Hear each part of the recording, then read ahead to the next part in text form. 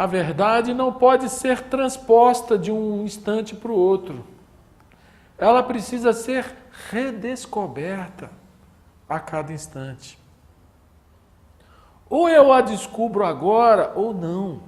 E tem coisas que eu vou descobrir e tem outras que eu não vou descobrir. Tem coisas que eu vou perceber e outras que eu não vou perceber. Mas ela é atemporal. Ela não está ligada ao tempo.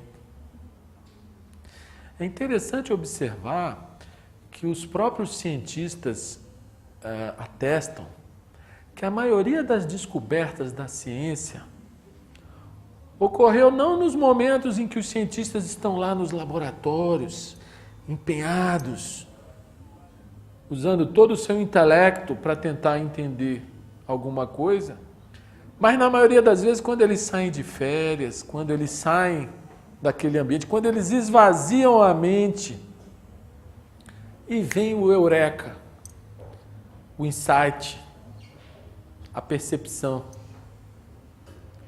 Exatamente na hora que ele larga, ele trabalhou arduamente para tentar entender alguma coisa. Enquanto ele está no plano do intelecto, o intelecto é capaz de ver detalhes, fazer comparações, correlações. Ele é capaz de dissecar as coisas nos seus mínimos detalhes. Mas ele nem sempre é capaz de ver o todo da coisa, a finalidade primordial da coisa, o propósito maior da coisa. Então, essa percepção, ela é atemporal exatamente porque ela não é memória, ela não é pensamento. Nós podemos até usar o pensamento e a memória com o objetivo de tentar desbravar o território da verdade. Mas é preciso que nós saibamos que nós só entramos nesse território quando nós abandonamos tudo. Ideias, conceitos, conclusões, crenças. Tudo isso é muito sutil, porque a nossa natureza interna e subjetiva, ela é muito sutil. E nós somos tão viciados no padrão do pensamento o tempo todo, para tudo. Nós somos tão acostumados com esse pensamento materialista, compulsivo, imediatista, que está sempre em movimento o tempo todo, que nós não conseguimos enxergar nada fora do padrão do pensamento. Então, o que esse sujeito está falando? Está falando abobrinha? Não é? Mas se nós realmente nos interessamos pela verdade que é superior a todas as religiões, pela verdade que nos libertará, é preciso fazer essa investigação, esse mergulho interior, para ver o equipamento de percepção que nós usamos e como ele distorce as coisas, como ele gera ilusões, como a partir dos nossos próprios desejos, dos nossos próprios gostos e desgostos, nós projetamos e nós distorcemos as coisas. A gente acaba vendo o que a gente quer ver. E a gente se distancia das coisas como elas são. Essa verdade que é profundamente transformadora, ela passa longe da nossa vida. Primeiro, porque nós não nos interessamos por ela. Segundo, porque nós não fazemos o mergulho interior para aprender com cada emoção, com cada pensamento, com cada energia diferente que se movimenta na nossa subjetividade. E depois, porque nós não vemos o tanto que essa verdade, que essa percepção direta, que é extremamente sutil, delicada, o tanto que há um quê de sagrado nisso, poder transformador que existe nisso. Então, o perceber demanda primeiro um interesse de investigar. E esse interesse de investigar pressupõe nós não nos contentarmos com nada, não aceitarmos nada, nem rejeitarmos nada. Simplesmente observarmos. É no estado de atenção, de pura atenção, que a percepção vem. E essa atenção é estar com toda a energia no agora. Todo o nosso ser observando. Seja observando coisas externas, situações, atitudes das pessoas, observando a partir de um estado de vazio, e não daquele estado de que está julgando, comparando, condenando, criticando. Observando a partir de um silêncio interior, a energia toda focada na própria observação. Quando nós observamos dessa maneira, tantas coisas nos falam, tantos sinais, tantos detalhes. Mas é preciso também observar o que se passa dentro da gente. E muitas vezes nós fantasiamos as coisas e chamamos de intuição. Quando na verdade a gente está vendo o que a gente quer ver. Por isso, a percepção da verdade demanda muita humildade. Demanda uma atitude de quem não sabe. De quem, de fato, está interessado em compreender e está com toda a sua energia na observação, na atenção que se pode ter no momento presente. Nessa hora, o nosso equipamento memória fica quieto. E quando ele fica quieto, uma inteligência muito mais sutil começa a se movimentar dentro da gente. Muito mais penetrante, muito mais sacadora, muito mais leve, suave, muito mais sensível. Essa energia, ela não está aí para se transformar em arrogância quando a gente diz para si mesmo, eu sei. Na hora que a gente diz, eu sei, ela acabou.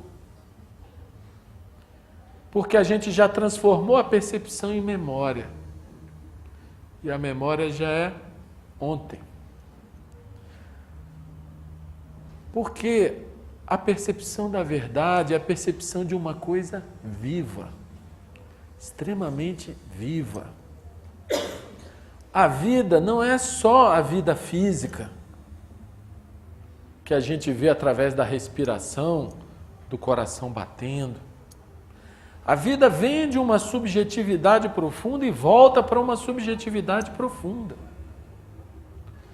No plano material, ela começa com aquele microscópico espermatozoide que encontra um microscópico óvulo e ali forma um microscópico zigoto, que a gente só pode ver no microscópio, que é um universo em explosão, porque aquela célula original, que é o zigoto, começa a se multiplicar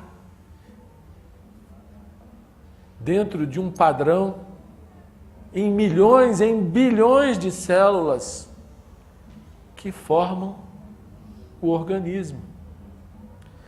Então, aquela coisa que começa lá do microscópico e depois se desmancha fisicamente com a morte física, ela tem uma subjetividade. E dentro da própria subjetividade existem níveis mais profundos de subjetividade. Então, da mesma forma que nós vimos que a emoção é mais subjetiva que o corpo físico e que o pensamento é mais sutil, é mais subjetivo que a própria emoção, quando a gente fala da percepção da verdade, nós estamos falando de algo que é mais sutil, é mais subjetivo que o próprio pensamento. E para a gente entrar nesse território, nós precisamos perceber o pensamento em ação. Perceber que ele funciona quase que inconscientemente, porque ele se movimenta sozinho. Ele vai de um assunto para o outro, outro para o outro, outro para o outro. Às vezes a gente para, por que eu estou pensando isso? Mas ele vai sozinho. Ele é mecânico, ele é automático, ele é repetitivo. Enquanto que a percepção da verdade não tem nada de mecânico. Pelo contrário. Ela pertence a uma dimensão ainda mais sutil, em que ou há atenção plena para que possamos ver as coisas como elas são, seja nos seus aspectos objetivos, seja nos subjetivos, e ter a humildade de dizer não sei, não vejo, não compreendo, não percebo. Quando a gente diz não percebo, a gente está muito mais perto da verdade do que quando a gente sai com aquelas explicações que a gente dá para tudo. Já viram aquelas pessoas que são uma biblioteca ambulante? Você vai conversar com a pessoa, ela já sabe isso, mas isso eu já sei, isso eu já vivi não sei aonde, porque não é... Você não consegue nem conversar com a pessoa, né? Porque ela... Assim somos nós, guardadas as devidas proporções. O nosso barulho mental é isso. Nós temos opinião para tudo.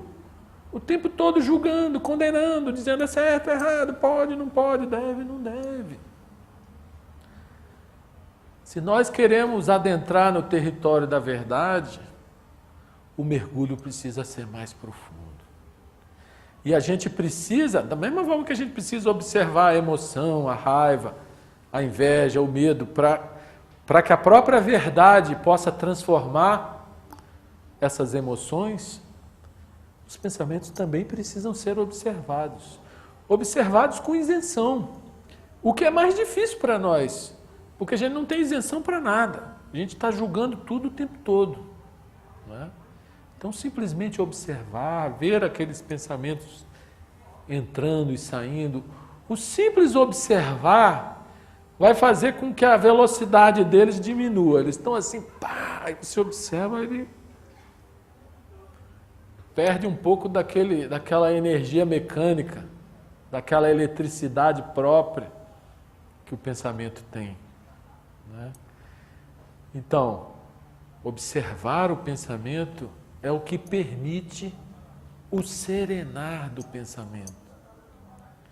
E a partir do serenar do pensamento, não pela ideia de que se deva serenar o pensamento, não pela vontade, vou serenar o pensamento, isso não existe.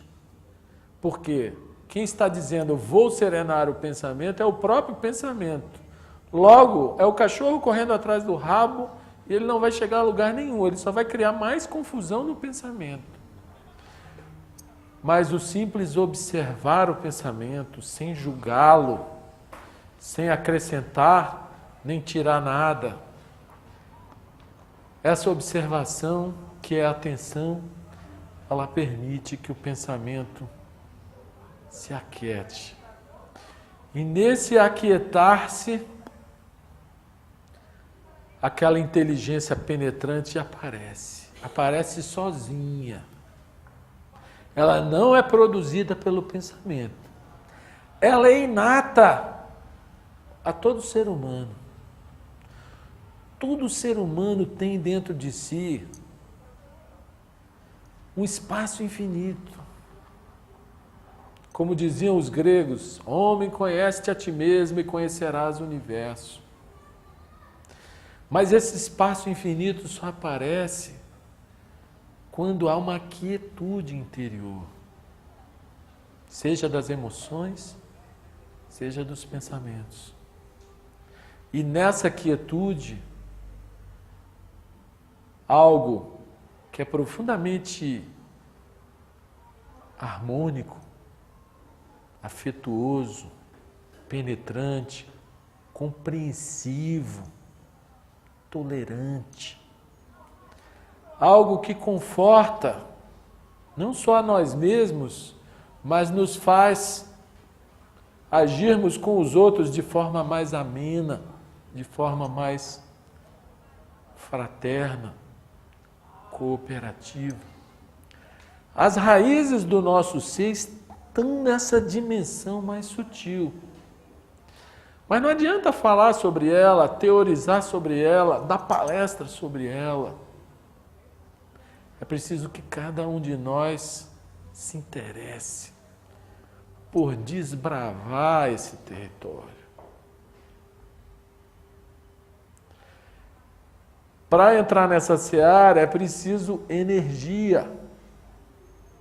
Mas se a nossa energia está sendo consumida nas emoções ou nos pensamentos descoordenados, o tempo todo agitados, nós não temos energia para dar um voo mais alto. Agora, a partir do momento que nós compreendemos a natureza das emoções, a natureza do pensamento, e realmente vemos por nós mesmos que não é através do pensamento que nós vamos penetrar no território da verdade, mas através de uma inteligência que pertence a uma dimensão mais sutil, mais delicada e ao mesmo tempo mais poderosa que o próprio pensamento, nós então temos uma chance de por nós mesmos desbravar um pouquinho desse território tão sagrado, tão pleno, tão poderoso, que é essa dimensão subjetiva onde a verdade está sempre presente. Aquilo que se poderia chamar de eterno, aquilo que não está sujeito ao tempo,